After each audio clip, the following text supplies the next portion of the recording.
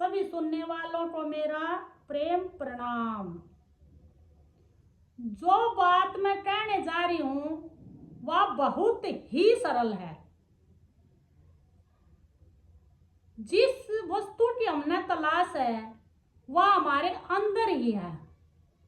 जो हम भटक रहे हैं बाहर जा जाकर ने बहुत सारे संत महात्मा कह कर गए हैं कि जिसके लिए तुम भटक रहे हो, जिस शांति के लिए तुम भटक रहे हो, जिस सत्य के लिए तुम भटक रहे हो, वो तुम्हारे अंदर ही है।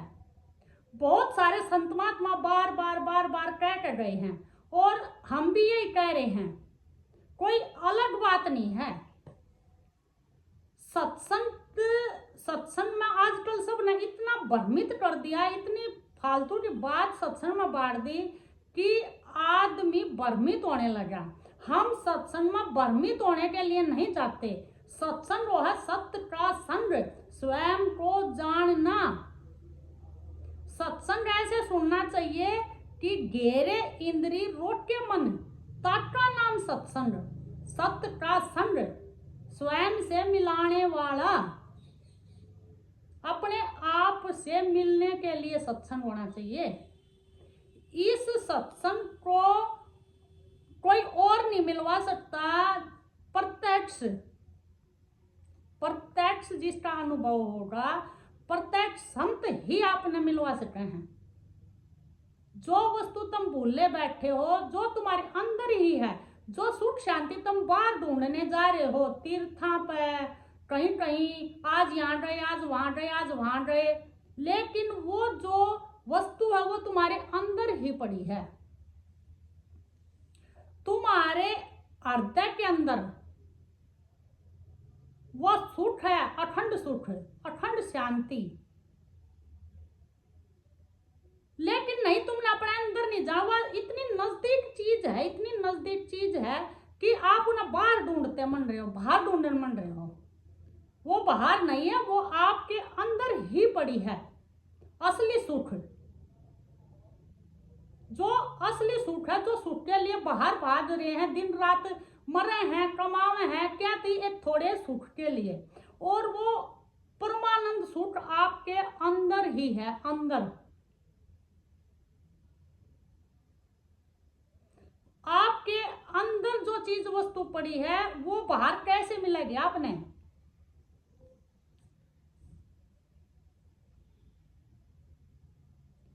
आप सांस की कीमत नहीं समझ रहे। सांस आया गया, आया गया, आया गया, रे दिन यो चलाया जाएगा, लेकिन आप उस कीमत ने नहीं समझ रहे कि सांस की कितनी कीमत है। सांस सांस सांस में यही तो अपने अखंड शांति से मिलवावे है। ये सुख का कारण है। एक राजा था, एक राजा रानी छत पे थे और रानी के पास बहुत ही सुंदर हार था। सुंदर हार था, उसमें बहुत प्रेम भी था उस हार से। लेकिन उस हार ने एक चील उठा लेगी और उसने कहीं गिर दिया। रानी बोली मेरे को तो बहुत प्रिय था, राजा जी ढूंढवाओ। उसने सारी नगरी में ढोल पिटवा दिया कि भाई जो भी हार लेकर आवेगा, टोटल लेकर आवेगा, उसको मैं अपना आधा राज्य दे दूंगा। भाई सब न पता चल गया पूरी नगरी में। सब वह ढूंढता पड़ी थी, भाई कोई कहीं ढूंढा, कोई कहीं ढूंढा। लेकिन एक सिपाही गंदे नाले के पास से जा रहा था, उसकी नजर पड़ी गंदे नाले में, हार दिखा उसमें। उसके मन में एकदम नु हो गया, अटो हो, उन्हें साइड दिन कपड़े उतारे, गंदे नाले में कूद गया। क्यों? हार दिखा था, उसमें कूद गया। और दो चार आए, उनने भी वो दिखा और उसमें कूद जा गंदे नाले में। आवे उसमें कूद जावे, आओ उसमें कूद जावे। पता चला राजा ने, राजा भी आ गए। हाँ, राजा ने भी दिखा। राजा ने सोची तेरा तो आधा राजा बच जाएगा, ये लेकर जाए। तुमने दिखा तू काट लेना। राजा भी उसमें कूद गया गंदे नाले। वो गंदे नाले वो राजा भी कूद गया, आधा राजा बचाने का मारा। एक संत दूर खड़ा खड़ा हंस रहा। वे और थे, वो बोले तू क्यों हंस रहा है?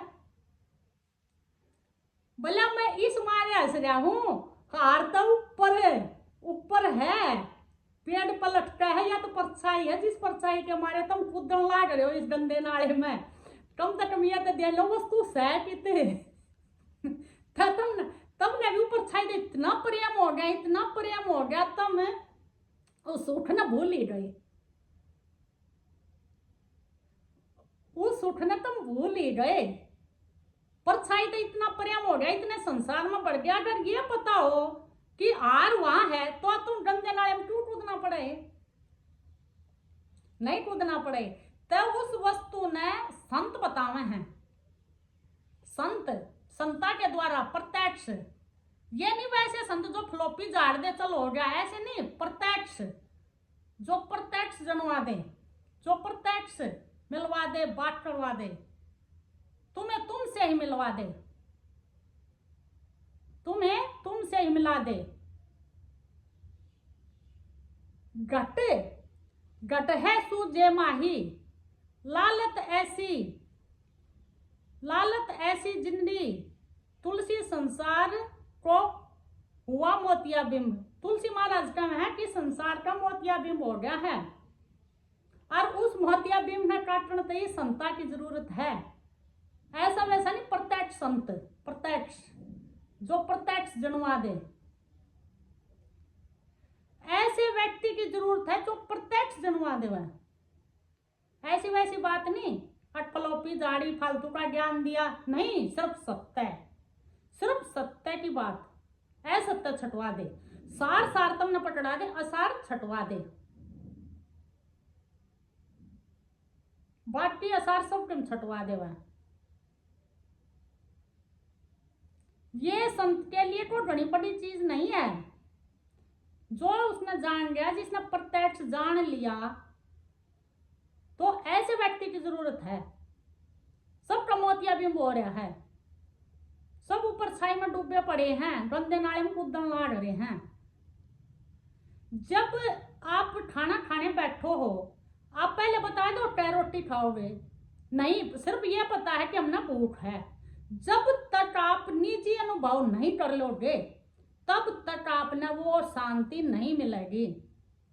जब आप निजी अनुभव, अपना अनुभव, औरा का नहीं, औरा का हम सुन सके हैं, हम रास्ता ले सके हैं, चल सके हैं, किताब पढ़ सके हैं, ग्रंथ पढ़ सके हैं, लेकिन अनुभव अपना करेंगे तब हमने जाकर अखंड शांति मिलेगी। जब हम अपना खुद अनुभव करेंगे, चाहे दुनिया भर कुछ भी कहे, कितना भी सच कहे, कितना भी, वो अपनी कोई वस्तु का पूरा अनुभव बता दे, लेकिन वो असली सुख हमने नहीं मिलेगा, असली शांति नहीं मिलेगी, जब तक हम खुद अपना अनुभव नहीं करेंगे। बनाने वाले ने तो चीज बहुत कुछ बनाई है, और वो हमारे लिए ही बनाई है। कोई खाना बहुत अच्छा बनावे है, कोई चित्रकारी बहुत अच्छा बनावे है, कोई गावे बहुत अच्छा है, कोई बोलना बहुत अच्छा है, कोई नाचे बहुत अच्छा है, और कई कहते हमारे लिए प्रभु ने क्या बना। अरे तुम्हारे लिए तो प्रभु ने ऐसी वस्तु तुम्हारे अंदर, ऐसी वस्तु तुम्हारे अंदर बैठा दी, तुम्हारा शरीर मंदिर है, और उसमें खुद आकर बैठ गए। तुम तो भाग्यशाली हो, भाग्यशाली।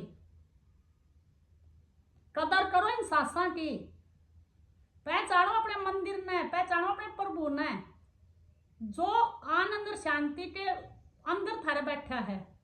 सबसे बड़ा सुख है जो तुम बाहर ढूंढते हैं दुनिया में।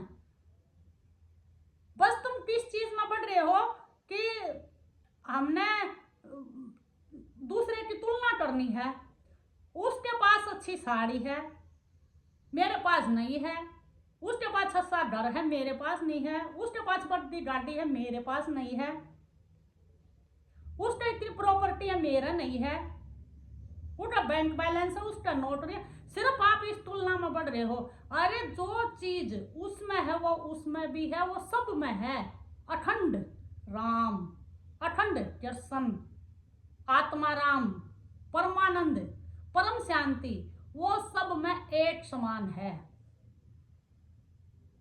सिर्फ उसके लिए तुम्हारी जिज्ञासा चाहिए, उसके लिए आपने बार बार सत्संग लेना पड़ेगा। उस शांति के लिए, उस अखंड सुख के लिए उसमें थारा धन नहीं लागेगा। क्यों? इतना बड़ा सत्संग है, इतनी बड़ी अनमोल चीज है, तुम उसका मूल्य नहीं चुका सकते। उसके लिए हमें प्रत्यक्ष व्यक्ति की जरूरत है जो तुमने समझा दे, जनवा दे। वह प्रत्यक्ष संत की जरूरत है जो थारे मोती बिम न काट दे। वह तब वो असली सुख हमारे अंदर ही है, असली शांति हमारे अंदर ही है, वो परमानंद प्रभु ना हमारे अंदर ही है। बहुत सारे संत बार बार बार बार कह गए हैं, जब आपने बहुत सारी प्यास तड़प होगी तब आपने पानी की वैल्यू होगी, जब आपने भूख बहुत जबरदस्त लगेगी तब आपने खाने की वैल्यू होगी, और जब आपने तड़प होगी भगवान को मिलने के लिए, स्वयं को जानने के लिए, तब आपको पता चलेगा जब आप अपने निज स्वरूप के दर्शन कर सको हो, जब उस अलग पुरुष तक मिल सको हो। आप उसने परमात्मा कह लो, आप उसने प्रभु कह लो, आप उसने कृष्ण कह लो, अल्लाह कह लो, गॉड कह लो, अपनी मर्जी का नाम रख लो, और वो तुम्हारे मंदिर के इतना सुंदर मंदिर बनाता ये शरीर और उसके अंदर ही बैठा है। अरे तुम ढूंढते आंडो तीर्था पे, आज काशी गए, आज मथुरा गए, आज कहीं गए, आज कहीं गए, वो तो तुम्हारे अंदर बैठा है। और तब वो तुम्हारे अंदर बैठा है, वो तुम्हारे बिल्कुल पास, बिल्कुल पास, और तुम दूर दूर आंडल लाग रहे हो।